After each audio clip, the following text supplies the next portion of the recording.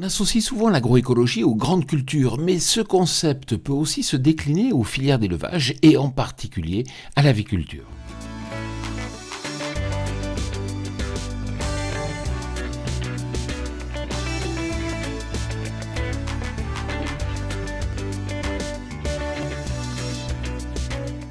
Cette semaine, je vous amène à la rencontre d'Yves de la Fouchardière, le directeur général des fermiers de Loué.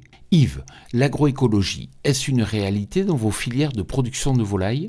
Oui, c'est une réalité dans nos filières depuis très longtemps, puisque nos filières ont pris en compte très tôt des principes d'élevage qui sont peut-être même la base de l'agroécologie telle qu'elle est définie aujourd'hui, entre autres toute cette durée d'élevage, l'utilisation de parcours et de parcours boisés nous concernant. Donc, l'agroforesterie, par exemple, et chez nous, je crois qu'on était un des tout premiers à faire de l'agroforesterie sur les parcours d'élevage, sachant qu'il y a plus de 9000 hectares de parcours qui sont boisés, par exemple, mais il n'y a pas que ça. Donc, il y a aussi toute la localisation des céréales produites par nos producteurs eux-mêmes et tout un certain nombre de consignes qui sont données sur les parcours techniques.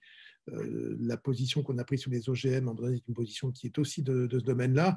Et aujourd'hui, on travaille énormément sur les protéines locales. Oui, l'agroécologie, chez nous, c'est culturel et c'était peut-être même avant que le mot existe, depuis très longtemps. Arrivez-vous pour autant à valoriser l'agroécologie ? La capacité à valoriser l'agroécologie chez nous est nulle. Donc, jamais je n'ai pensé qu'à un moment donné, on avait la possibilité de valoriser. Raconter l'histoire, et des gens le font d'ailleurs quelquefois avec des toutes petites histoires où ils n'ont pas fait grand-chose et ils en profitent pour raconter l'histoire.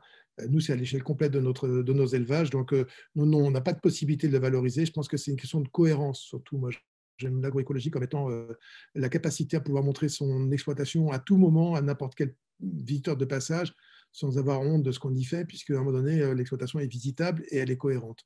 Donc, c'est une démarche de cohérence, ce n'est pas une démarche économique. Est-ce que cela vous aide à installer des jeunes agriculteurs ? Alors, à Loué, on n'a aucun problème pour l'installation. On a une liste d'attente de producteurs depuis très longtemps. Donc, on a des gens qui attendent qu'on leur fasse signe. Et donc, je pense que l'approche de notre filière qui a beaucoup de sens à un moment donné, par rapport au type de produit qu'on fait, par rapport à l'image qu'ils ont, alimente considérablement déjà la capacité à avoir des nouveaux éleveurs.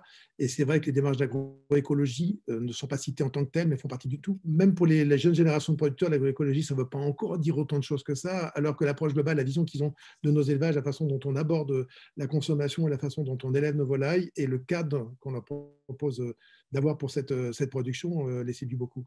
À votre avis, dans 20 ans, élèverons-nous encore des poulets comme aujourd'hui ?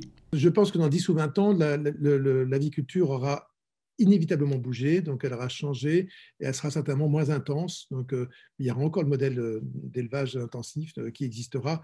Notre système d'élevage louésien, je pense, sera consacré, mais il pourra se développer que si les consommateurs ont suffisamment de pouvoir d'achat pour ça. Donc, faisons attention quand même, les aspects économiques sont très importants. Merci Yves. Quant à moi, je vous retrouve la semaine prochaine sur TV Agri pour un nouveau regard porté sur l'agroécologie. Bonne semaine à toutes et à tous.